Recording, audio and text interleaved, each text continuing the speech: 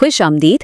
आज हम बात करने वाले हैं भारत की हुकूमत के बिल्कुल मरकज की, उसके इंजन रूम की, यानी भारतीय पार्लियामेंट की। ये वो जगह है जहां मुल्क के बड़े बड़े फैसले होते हैं, कानून बनते हैं और हमारी जमहूरियत को एक शक्ल मिलती है। तो आइए जरा गहराई में जाकर समझते हैं कि ये पूरा निज़ाम आखिर काम कैसे करता है। सबसे पहले तो ज़रा इस शानदार इमारत पर एक नज़र डालिए। ये है पार्लियामेंट हाउस। लेकिन ये सिर्फ ईंट और पत्थर की इमारत नहीं है, बल्कि ये भारत की जमहूरियत की एक बहुत बड़ी अलामत है।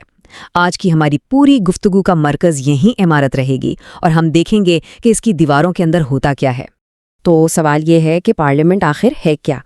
बिल्कुल सादा लफ्ज़ों में कहें तो ये मुल्क की सबसे बड़ी कानून बनाने वाली असेंबली है। इसे भारत के आईन ने बनाया है और इसका काम है मरकज़ी हुकूमत की सतह पर पूरे मुल्क के लिए कानून साजी करना। अच्छा, इस पूरे मौजू को आसानी से समझने के लिए हम इसे कुछ हिस्सों में तकसीम कर लेते हैं। पहले तो ये जानेंगे कि पार्लियामेंट क्या है, फिर उसके दो अहम घरों यानी लोकसभा और राज्यसभा को समझेंगे, इनमें फ़र्क क्या है ये देखेंगे और आखिर में बात करेंगे कि पार्लियामेंट के असल काम क्या हैं। तो भारतीय पार्लियामेंट के बुनियादी तौर पर दो हिस्से हैं, या यूं कह लें कि दो ऐवान हैं।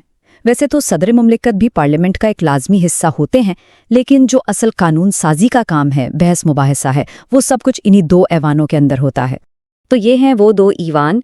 एक है लोकसभा, जिसे हम हाउस ऑफ द पीपल या ईवान अवाम भी कहते हैं, और दूसरा है राज्यसभा यानी काउंसिल ऑफ स्टेट्स या ईवान रियासत।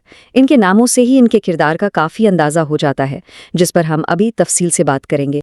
चलिए शुरुआत करते हैं लोकसभा से। इसे समझने का सबसे आसान तरीका ये है कि ये वो जगह है जहां मुल्क के आम शहरियों की आवाज़ बराह रास्त गूंजती है। देखिए, लोकसभा का सबसे बड़ा असूल है बराह रास्त नुमाइंदगी। इसका मतलब ये है कि मुल्क भर के लोग वोट डालकर अपने नुमाइंदों को सीधा पार्लियामेंट भेजते हैं।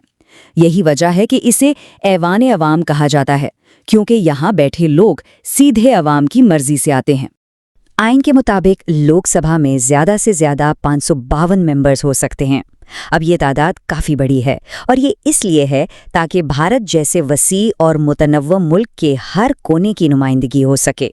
हर लोकसभा 5 साल के लिए मुंतखब होती है, लेकिन एक अहम बात यह है कि इसे वक्त से पहले भी तहलील किया जा सकता है, और फिर मुल्क में मिड टर्म इलेक्शंस होते हैं।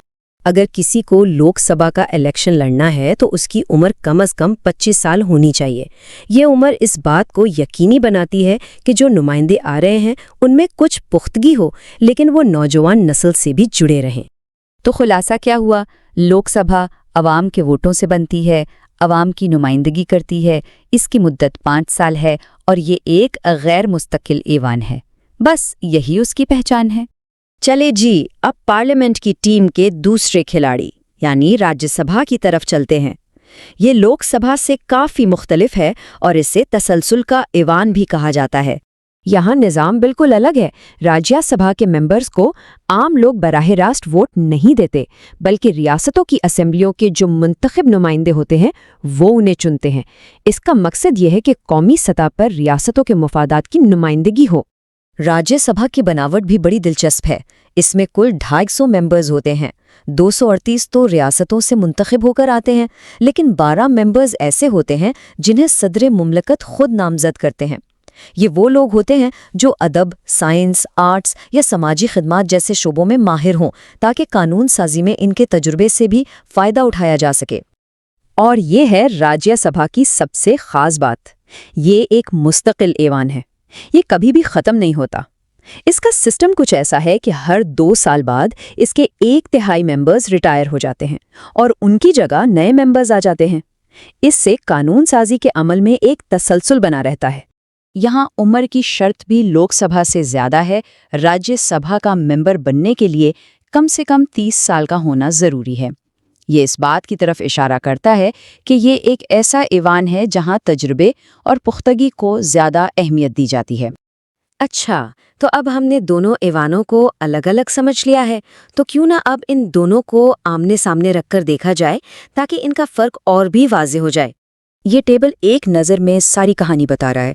एक तरफ लोकसभा, जहाँ अवाम बराह रास्त नुमाइंदे चुनती है जो 5 साल के लिए आते हैं। दूसरी तरफ राज्यसभा, जो रियासतों की नुमाइंदा है, मुस्तकिल है और मेंबर 6 साल के लिए आते हैं। दरअसल ये दोनों मिलकर एक ज़बरदस्त तवाज़ुन बनाते हैं। एक अवामी राय का आईनादार है तो दूसरा मुल्क को तवील मुद्दती इस्तेहकाम देता है। तो ये दो ऐवान तो हमारे पास हैं, लेकिन अब सबसे बड़ा सवाल ये है कि इनका असल काम क्या है, ये करते क्या हैं? देखिए, मोटे तौर पर पार्लियामेंट के दो सबसे अहम काम हैं।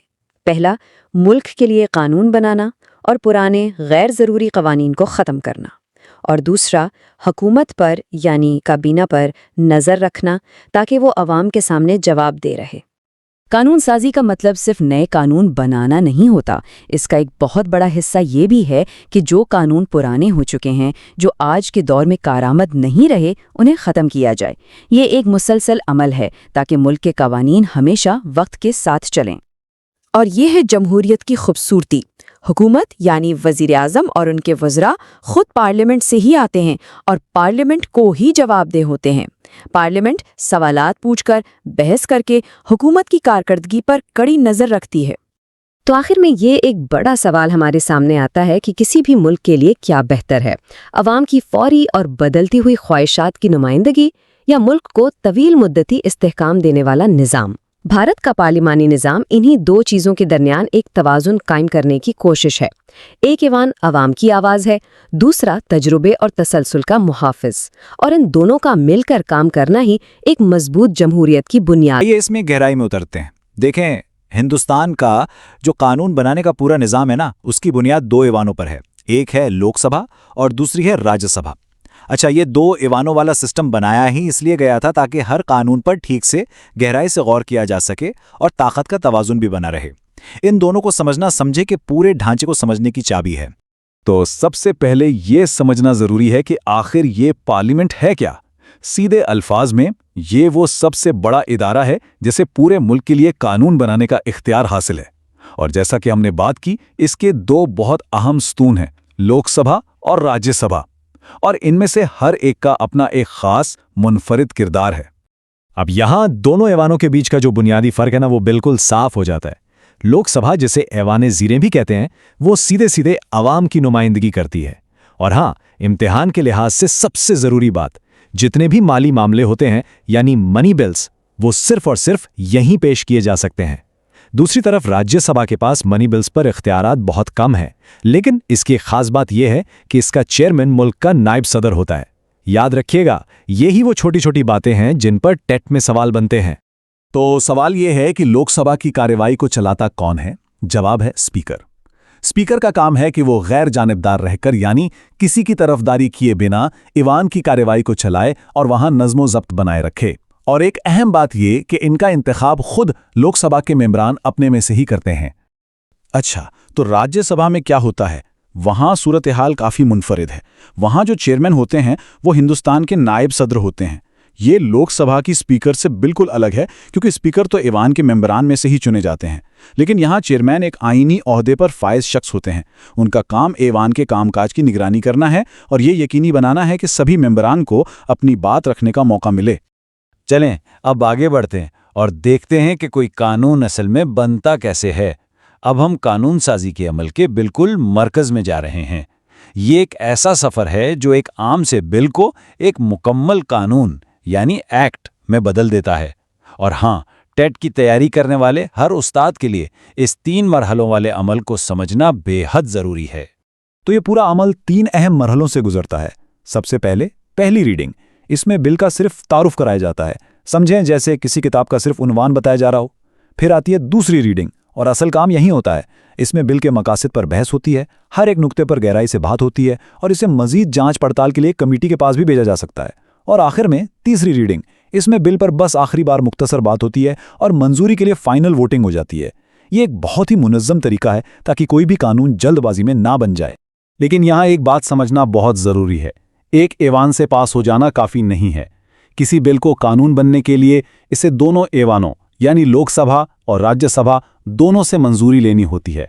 मगर सफ़र यहाँ भी ख़त्म नहीं होता। सबसे आखिरी और फैसला कुन कदम है सदर की मंजूरी। जब सदर इस पर दस्तखत कर देते हैं, तभी जाकर कोई बिल सरकारी तौर पर कानून बनता है। अच्छा, अब एक ऐसे मौजू की तरफ आते हैं जो थोड़ा सा मुश्किल है, लेकिन जो लोग आला स्कोर करना चाहते हैं उनके लिए ये बहुत ज़रूरी है। सवाल ये है कि मुल्क का सबसे बड़ा कानून यानी हमारा आइन, उसे कैसे तब्दील किया जा सकता है। आइए इसे समझते हैं। बस इस एक नंबर को अपने जहन में बिठा लें, 3।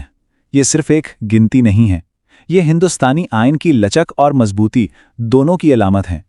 हमारे आइन में तरमीम करने के यानी तब्दीली लाने के कुल 3 अलग अलग तरीके हैं और हर तरीका तरमीम की किस्म के हिसाब से इस्तेमाल होता है। ये इम्तिहान में सीधा सीधा पूछा जा सकता है, इसलिए इस नंबर को याद रखना बहुत ज़रूरी है। तो ये है वो 3 तरीके। पहला, पार्लियामेंट की सादा अक्सरियत से। इससे कुछ आम तब्दीलियां की जाती हैं, जैसे किसी रियासत का नाम बदलना।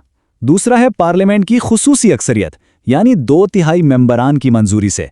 ये ज़्यादा अहम तब्दीलियों के लिए है, जैसे बुनियादी हुकूक में कोई तरमीम करना।